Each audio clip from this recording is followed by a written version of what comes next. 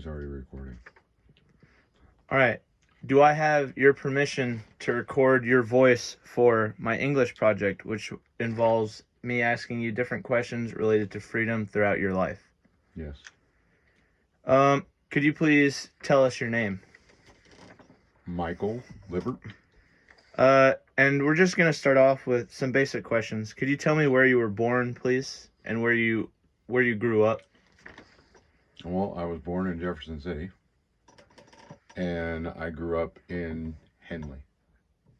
Now, did you only grow up in Henley, or did you move around at all? We moved to when my parents got divorced. We moved to Honey Creek area when my dad met his second wife. And what would you say your economic class was growing up? Bottom. Oh, bottom? Why would you say that? We were poor. Oh. Did you go to college, or what was your school education like? I went to public school. I went to Eugene, K through 12, and graduated. And then I did go to college for a couple of semesters after high school. Then I went to work for a while. And then I ended up going to and getting my associate's degree in computer networking. Is that what you went to college for? Not at first. At first, I went to college. My major was mathematics. Oh, that's cool. Um, and this is just a personal question that I have. Was there at any point that you lived outside of Missouri, or did you mostly stay in the No, I've Missouri never lived area? outside Missouri. Oh, okay. Um, when do you feel like in your life that you feel the most free? Now, Now? Why would you say that? because I don't have anybody as a boss, I can come and go as I please. I have the most freedom I've ever had now in my life. So how is it? Is it really that great not having a boss to answer to at all? Being able to decide what you're gonna do? So that's a good question. So I had a close friend of mine talk to me about having insurance and benefits. And I'll tell you, the fact that if I want to go play golf tomorrow, I can. Or if I just want to sit at home and watch a new TV show, I can.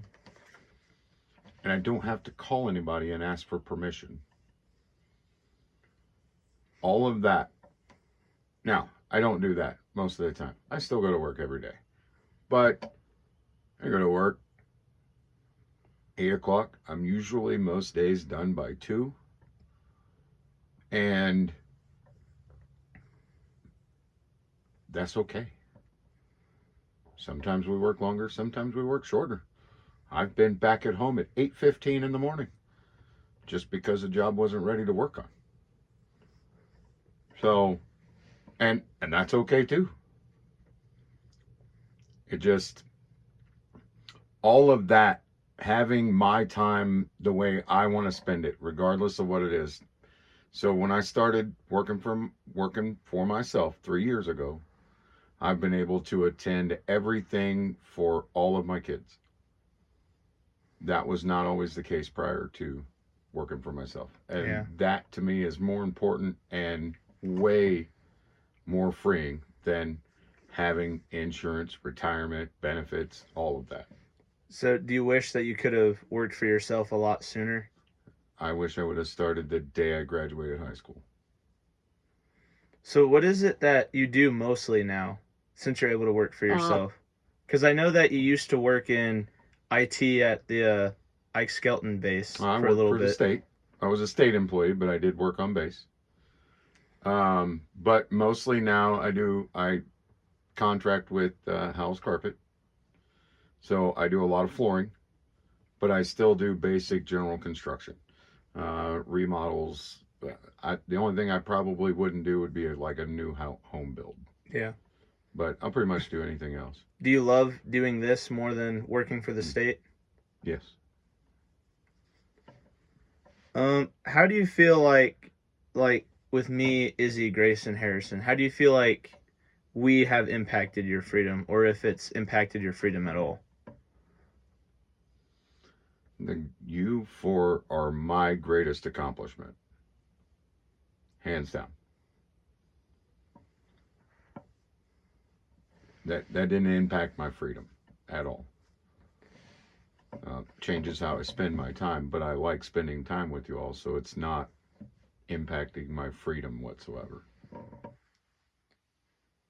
So, like, just because I know that with all four of us, we all have a bunch of different activities. We all, like, I know whenever Izzy and I played t-ball, and then I played baseball, and Izzy and Grace went to softball, and Harrison has Boy Scouts. Do you feel like going to these activities constrained your freedom at all, even the tiny bit, or you were just able to figure out how to incorporate it to where you were able to make time for everything? Well, even you were in Boy Scouts for a little bit, but none of that. I mean, I think one time the girls had a game and you had a game at the same time. I don't remember it overlapping very often, if at all. Like I said, I think one time. And the scouts thing, I enjoy doing the scout stuff. It's just when it turns into Girl Scouts that Mm-hmm. I lose interest. Yeah, because I know that was a big problem So, for Girl Scouts is Girl for me. Scouts for a reason, Mm-hmm. and Boy Scouts is Boy Scouts. You should be learning that part of things. Not that Girl Scouts is any less important, but if you want to learn that, then go be in the Girl Scouts group. Yeah. But I enjoy doing that stuff. That's why we go camping all the time. That's why we do outdoors things, is because that's what I like. And when Boy Scouts turns away from that, Mm-hmm. then I'll lose interest, and I'll just, I pulled you out. I'll do the same thing with Harrison if that happens. Yeah. Same thing. So I guess really the only problem with it is that the only time it constrained your freedom or activities is if they just overlapped and you weren't able to make it to both. Mm-hmm. I do remember, if I'm not mistaken, I think you had a game, Grace had a game, and Izzy had a play or a concert. Oh. Or something Mm-hmm. along those lines. Izzy had something else. And that was the only time that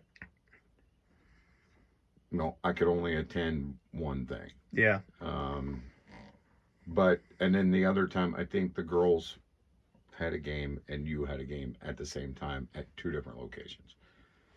Yeah, But because your mom took the girls and I took you, and yeah, no that big deal. that was really like even for me, it was really tough with the scheduling for that. Whenever Yeah, we would both, all the three of us would have games around the same time. yeah. Because And I know it was hard that's the on you only guys to that's the drop only us off. restriction of freedom, I would say, Yeah. would just be the scheduling of the games themselves. But I grew up the same way. Me and my brother and my sister, we all played. We all had games different times, different days. For the most part, Dad made, he made all of them he could, and so did Mom. But there were times, Mm-hmm. same night, same time, different places. So, Yeah. So, because I know like growing up, school was like a big limitation, and also sports that you were in, because you got to stick to your school schedule, and like you said, sometimes not everyone's able to make it to the game because you got to go to multiple different places. But was there another time where you felt like your freedom felt limited, like you weren't able to make it to something because there was something else going on throughout your life? I, 1,000 times that's happened. Is there anything that sticks out to you, or does it all just blur together at this point? I I couldn't pick out one thing. I know it's happened. I can't count that high how many times it's happened. Most likely Yeah. because uh, on the weekends we'd go to the river. Well, then I'd get a phone call from work and they needed me to come to work, so I'd go to work. It was my choice. I didn't have to Mm-hmm. go, but I did have the freedom to choose, even though I would have liked to have spent the day on the river. I mean, it comes a choice. You make the decision. So, I mean, technically, I was free in the decision, but I also felt obligated to work whenever they called to go, Mm-hmm. which at that, if you look at it like that, that's a restriction. Yeah, I remember whenever you told me that whenever I first got my job at Learfield, because you told me that Mm-hmm. if you want to be a good employee, if they call you, let them know that you're available whenever they're in a tight spot. That Yeah. way they can depend on you. Well, that's different too. So that came from my dad. That's what they called work ethic. And you do good. You don't cause problems at work, and you can advance. Theoretically, Yeah. you can advance. The problem with why I was at the state and one of the reasons that I left is because at the state you can only advance through politics, Mm-hmm. and I don't play politics. So So, like you said, I know you really don't like playing politics at all. So, did you feel? Because I know sometimes you would complain about your state job, but are you wanting the story of why I left? no, Oh, that's okay. not what I wanted to Okay. ask. I was I'm just making sure. Yeah, I'm just wondering because like I know you love working with IT and stuff, and it's something that you're really good at. But did you feel like you're much better at construction or IT? Because that's what I wanted to know. What you like feel like the most confident in? Both. I don't know that Both. I could weigh one over the other as far as confidence Mm-hmm. because I am good at working on computers. I can take them apart, I can put them back together, I can fix software issues. And if I don't know how to fix an issue, I will work it until I find a solution. Asking questions, find the answer, fix the problem.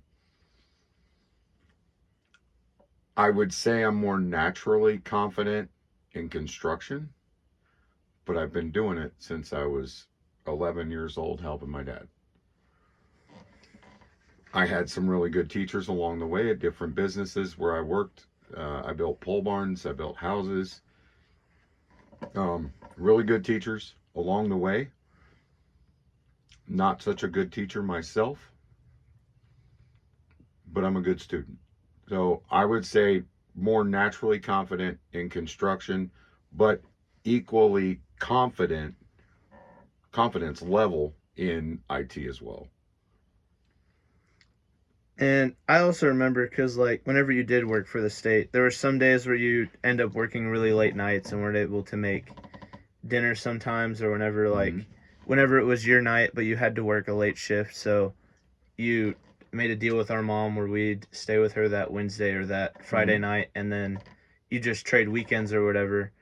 And I know how you said that sometimes when you're working at for yourself now, sometimes you'll be at a job till 8:15 in the morning.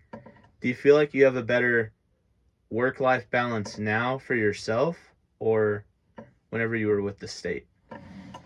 Now, much Now? much more now because I work for myself now. I If I work that late at a job, if I work till 8 o'clock at night, Mm-hmm. it's by choice, not because I have to. When I was at the state, I had to. There were certain things that we had to wait until after hours before we could do them. Updating servers, pushing out packets, update packets and stuff. We couldn't do that during regular hours, so it had to be done. Right now, if I work till 8 o'clock at night, it's because I choose to, not because I have to. Now, just last week, Uncle Richard and I, Mm-hmm. we had an office building that we had to do, but it's an urgent care clinic, Mm-hmm. so it had to be done off hours, and they Oh, closed at okay. 7. But I was off all day in Yeah. order to go over there and work that evening and knock it out. But there again, we worked the entire night through, got it done. We didn't have to go back. So, well, I guess we did technically have to go back, but Yeah. that was because there were locked doors. We Oh, had to get doors unlocked to tuck the floor. Yeah. So So, because I know that Mm. you worked with Jay for how long did you work with Jay before you started on your own? Jay Isn't that? at Howells. Yeah. I've always worked for myself since I left the Oh, state. I've okay, never okay. worked for Jay. I contract Oh, with him. I okay, subcontract with him. okay. Because I was just wondering, because I thought that you did work for Jay for a little bit at least. That's my own fault. Okay. So, what is it like being a subcontractor for somebody? Is it just like they just supply you with materials and do you have to pay him anything or no? So what Jay does is a customer will come into his store, purchase their flooring, Mm-hmm.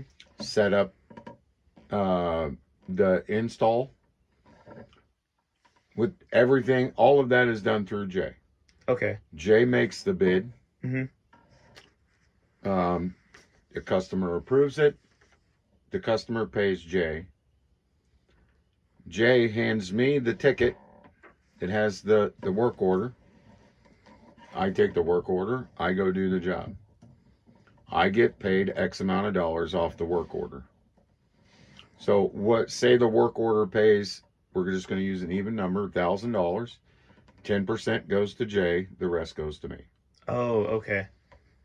So Jay does all the office. He carries all of that. So as a subcontractor, I have no overhead with him. So he does all of that. So 10% of the job goes to him, which technically would be an office if I was paying an office person to do all that for me. Mm-hmm. So I just pay Jay to do that. Oh, okay. Now, not all not all places are like that. Some places might have a bigger percentage. I don't know. I just know that my percentage with Jay is 10%. So, because this is something that I've wondered, and I think you've talked about it a little bit. Would you ever be like, try to be completely independent and make your own like little construction company and hire people, or? I do my own independent. I don't only contract with Jay. Oh, I do okay. my own stuff also. I just don't have enough to go full bore and not get jobs down there from Jay. By getting the jobs from Jay, it allowed me to free myself from the state, do my own thing. Just most of my stuff that I do is through Jay as a contractor. I know that you and cousin Dakota started Chip Guys, Mm-hmm. but I think that's what you told me, that because you weren't able to get all the materials, just you guys paying for everything. No. Or what did you tell me? Chip Guys Mhm. is legit, but that's I know it's auto legit. glass. Oh, that's right. It's okay. And that's right. It is. We've got to get the name out there. Mm-hmm. I don't want to be driving around in a truck. I want to work in an inside. Yeah. Air conditioning and heat. Dakota has no problem driving around in a truck. So right now, everything's done mobile. There is no shop. When it gets to the point where there's a shop, then I will start working 1 day a week, 2 days a week. As there's glass to be done, I will start working in a shop. So they're trying to trying to make your guys' own shop and everything. Do you feel like that you've ever been your own worst enemy in this situation where like you overthink it and you like go against it kind of just because you're not 100% certain if it'll work, or like Go against what? so really just like whenever you've been Like have an idea and want to do it, but then not do it because of the risk? Yeah. That's what you mean? Yeah. Yes. Until I was 40 years old, working for everybody else and not going and doing my own thing. So now that you've like kind of gotten past that, because now that I'll say it, since you turned 40, I'm sorry to say it, but you've been able to take more risks, and I feel like you've succeeded at everything gone after, if not all of it, everything you've gone after so far. We're getting there. So do you feel like it was kind of silly second guessing yourself for so long? I absolutely do. So, okay, so I'll give you the rundown. Until I was 25 years old, I had no kids. The job didn't matter. Mm-hmm. I just worked for a paycheck. It didn't matter. Did my own thing. You and your sister were born. Things changed. So, you guys were born in 06. I went to school for my IT degree. Now, for a few years, I worked wherever I could for as long as I could. In 09, I went to school and got my degree in IT. And I went to work for the state. Mm-hmm. I did that because I knew I needed stability for you two. I didn't necessarily need it for me, but for you and your sister, I needed stability. Mm-hmm. So that's what it was, and that's what I did. I still might build a deck here and there and do this and that, but and it would get really busy at times. But it just wasn't enough to make that push. I never had that confidence that I could keep getting work because everything was referral. It still is. But then your sister was born. So it pushed me more towards the stability, insurance, retirement, stuff that I needed to take care of you guys. Then your brother was born. And it just, then we bought the house. But when Shelby lost her job, Mm-hmm. and I had to start doing everything, I didn't, there was no choice anymore. It was, okay, it's time. And so I did. And I've had a smile on my face since August 14th of 22. 20. Yeah, 1, 2, 2. Yeah. I'm coming up on my third year this August. Mm-hmm. So, yeah. So I guess you could say that we kids were your stepping stones to overcoming whatever self-doubt Okay, you so had. at first, you could say in my career path, you could say that you four were a blocking of freedom or slowing of freedom only because of my lack of confidence in my abilities, Mm-hmm. not in my work, in my abilities to maintain a lifestyle. But whenever you live on a 2-income household and one income goes away and now you have to make up an income, it's kind of driving. And Yeah. so I've not looked back, and I've had a smile on my face. I've had days where I've been dead when I get home, and I've had days where yesterday, I don't have any tickets today. Okay. And I'll leave the shop as fast as possible and go home before I found one. You know, because sometimes when I can take those days. Mm-hmm. You can't do that when you work for somebody else. Yeah, because I know that, yeah, that was a big problem with, at least for the state, whenever you worked there for a little bit. Just because. It's horrible. Yeah. The state's work. I don't ever recommend working for them. Yeah.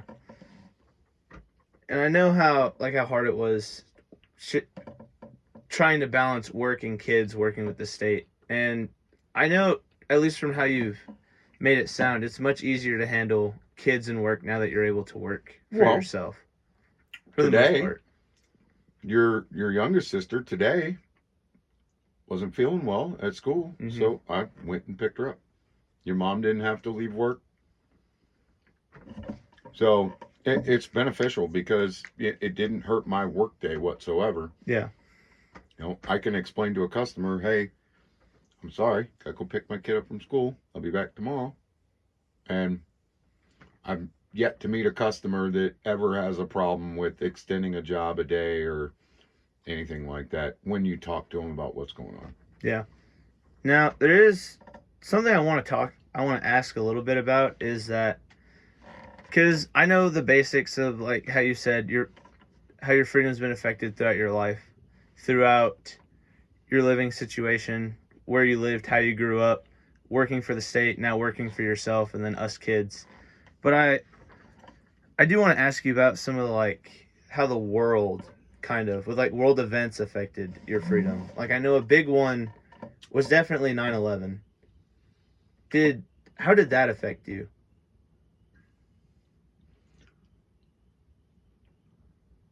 I didn't know how much of a patriot I was until 9/11 happened. But as far as overall in my life, the actual event didn't affect me. Uh, the proceeding war on terrorism didn't necessarily affect me. Yeah. In my life. Yeah. On my day to day, didn't affect me. Now, cost of goods, stuff like that. Yes, everybody feels that. But as far as the event itself, it didn't have the impact on my life necessarily is just on me as a person. Like I said, I didn't know I was as much of a patriot as I am until 9/11. Isn't that whenever you tried to join the Guard, or was that I actually sometime tried. after? No, that I tried to join the Guard when I was 18, when I graduated high school Oh, okay. in '99. Of course, 9/11 was '01, but Yeah. no, I was too fat and my neck wasn't big enough. But that was just to pay for school. Yeah. I mean, don't get me wrong. I wanted to join the Guard, just following my father's footsteps. Yeah. But that was more or less to pay for college, so that way I could do something else. And it didn't work. I didn't get in. Yeah. And then the next thing I know, I was 35 with twin 10-year-olds, and it didn't matter anymore. And I know you and I have talked about it, like whenever the whole thing happened, we talked about how it affected you and stuff. But how did the COVID epidemic affect you? It didn't at all. I got put on administrative leave from the state. So I went and got a job for a few months installing glass with Dakota at Mark's Mobile Glass. So it didn't affect me at all. I still went to work every day. Actually, I think I was off for 3 days. Oh, okay. I was at home for 2, and Shelby worked from home, and she couldn't stand it that I was at home doing nothing. So the 3rd day, Dakota called and asked if I wanted to just ride around with him for the day. And so I did.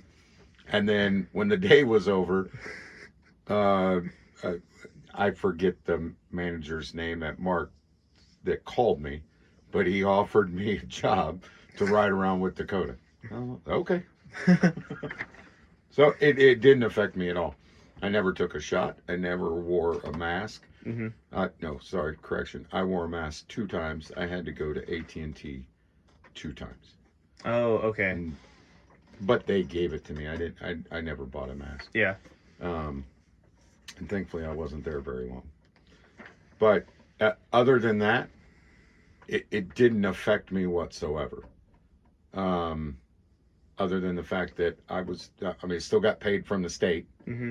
and I was getting paid from another job because they needed help and couldn't get nobody to work. And then I'm sure I might have missed something. Are there any other major things like 9/11 or the COVID outbreak that you can remember that might have affected your freedom at all?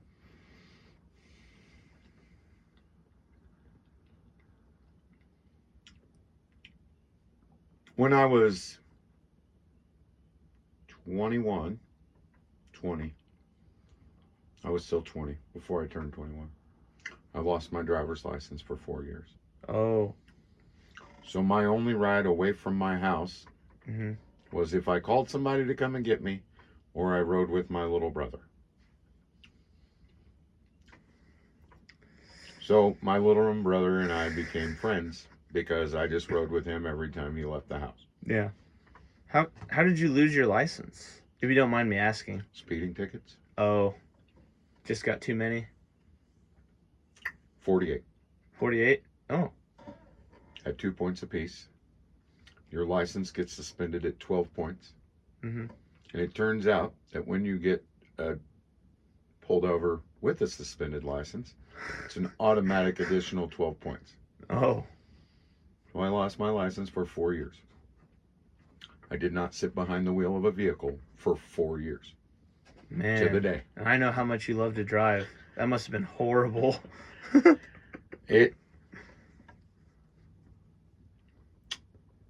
It was very not good. I don't know any other word to use. It was very not good. Yeah. This is one thing that I am generally curious with, especially now since you mostly lean more towards the construction side of work. Do you feel like the internet has helped you throughout your life be more free? With like the smartphones and faster Wi-Fi connection and faster internet. I mean, okay, so you're talking about my childhood, Mm-hmm. where we played with sticks all day because we were poor and we didn't have money for toys. Now we did have bicycles. That was one thing that was. I had top of the line BMX, like when I turned 7 years old. Yeah. And of course, everybody wanted to ride it. But when I was a kid, no, we didn't have any of that. Mm-hmm. We went outside and played all day until it was dark, and then came in for supper. But as time progressed, was the internet helpful? Absolutely. But it also hurt at the same time, because what so much of you and your friends don't have anymore is my friends and I now, we can go and we can sit Mm-hmm. and just talk. We don't have to have a radio on. We don't have to have our phones out or anything. We go out to dinner and we make fun of kids that are out. They're on opposite sides of the table talking to each other through text message. Yeah. When all they had to do is put their phone down. So, is it beneficial? Absolutely. Right now, if there's anything wrong with a vehicle, you can pull up a YouTube video Mm-hmm. and watch it and see if you're confident enough to fix it. You couldn't do that when I started driving. You either knew or you didn't know, because if you didn't have the interest, you didn't Mm-hmm. know. Yeah. Now you could find out, but most likely you were already into engines way before you were ever driving. Yeah. So as far as being a mechanic and fixing your car. But now also there's so much electronics in the vehicle, the internet helps. Mm-hmm. But I think it hurts also, because it doesn't always give you the correct information. It gives you information, but it's not always the right information. So it hurts and it helps. And it has for several years. Yeah. So do you feel like, because I know that technology was a big thing whenever me, Izzy, and Grace were younger, because you and my mom both agreed that Izzy and I wouldn't get phones until we were in high school because there was no need for them Driving. through middle school. Yeah, driving. So do you feel like that should be the same thing for every kid, that they shouldn't get like an iPad or a phone until they're driving, and that they should just be kids and play outside more? That would help To be them honest, I think growing when up. you're driving, I don't think any phone should work in the car. Yeah. While the car's moving. I'm pretty sure there's already technology for that to happen, Mhm. but I believe that a phone should not work while you're in the car. As far as having a phone, it depends on the situation. Where I grew up, we had a landline, but there were no cell phones. Mhm. You just waited until your parents got home. We didn't have answering machines. So if nobody was home to hear the phone ring, we didn't have caller ID either. If nobody was there and it rang, did it really ring? So now a phone is good. Mhm. And I believe the age is different for everybody. It depends on where you live. If I still lived in Henley, where I lived, you guys probably would have gotten a phone at a much younger age. Now, it wouldn't have been a smartphone. It would have been a flip phone or something that you could call me on. Yeah. You didn't need the internet. You need it. You just needed to be able to accept a call from me and call me if you needed something. So, and really, if they made better of those style of phones, Mhm. you guys probably would have gotten one sooner also. But there was just no need for it. Because in order to get one of those phones, you have to buy minute packages. You can't put them on a phone plan. Yeah. So it has to be a smartphone to go on a phone plan anymore. So I guess that's one way they restrict your freedom, because you can't just be all willy nilly Yeah. anymore.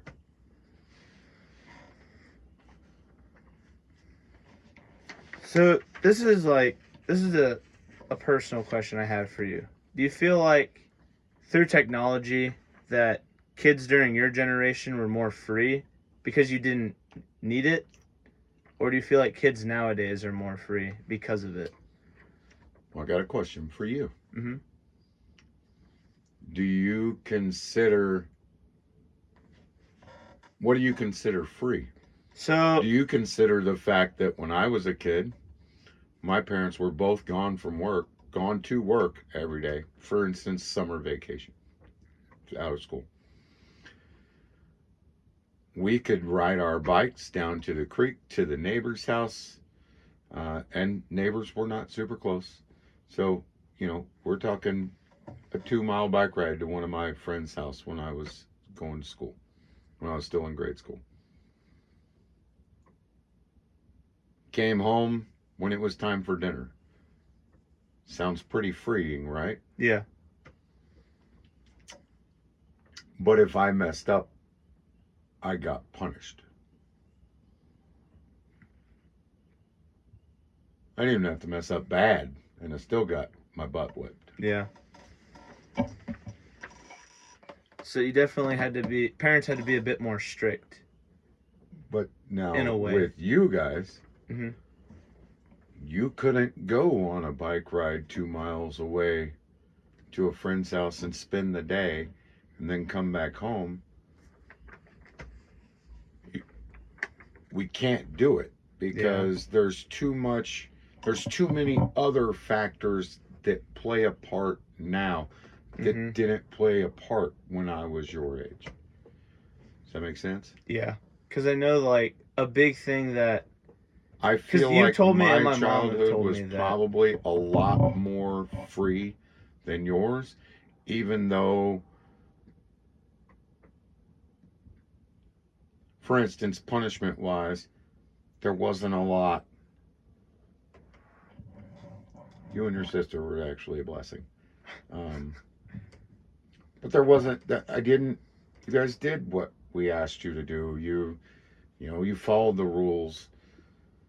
So yes, it was pretty free, but I think yours was more restricted than mine because of what you could do Mm-hmm. and could not do. Because I know, like, I talked with my mom a little bit about it, and I talked with Grandpa about it, about, like, because I asked him why I couldn't just walk anywhere I wanted to. Like, if I wanted to just go down to the ice rink, why I couldn't walk myself and I had to get a ride. And they told me that it's not like when they were little where you could just walk there all the time, because nowadays there's actually a bigger risk of you getting just picked up off the street or even just hit by a car. Well, now, there so many people don't pay attention because they Mm-hmm. have their phone in their hand. So you get hit by a car. There's a bunch of weirdos out there that kidnap kids. So we had that. There wasn't anybody going to drive through where I grew up and pick up a kid. Yeah. It didn't matter how small you were. It wasn't a thing. So, I mean, you knew everybody within 5 miles of your house. You knew their telephone number by memory. It just wasn't, it wasn't,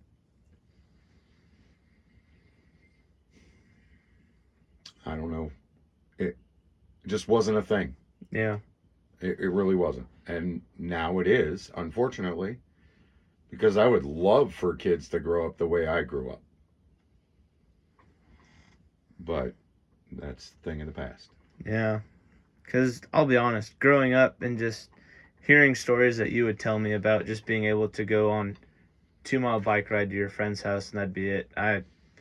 There's a lot of days where I'm just sitting there and like, man, I wish I could just do that. My brother, my sister, and I left the house at 7:45, rode 1.5 miles to the creek, stayed at the creek all day, came back to the house at like 5:30, 6 o'clock.